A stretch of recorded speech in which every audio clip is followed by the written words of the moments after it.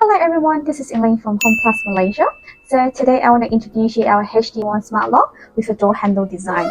So this is a door smart lock that can replace your traditional lock by providing keyless solution to your door exit. In total, there are 7 ways to unlock the door. The first method is using fingerprints. The second method is using password.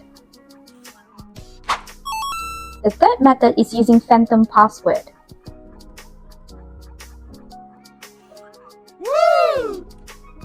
The fourth method is using IC card. The fifth method is using key. The sixth method is using micro USB charging port.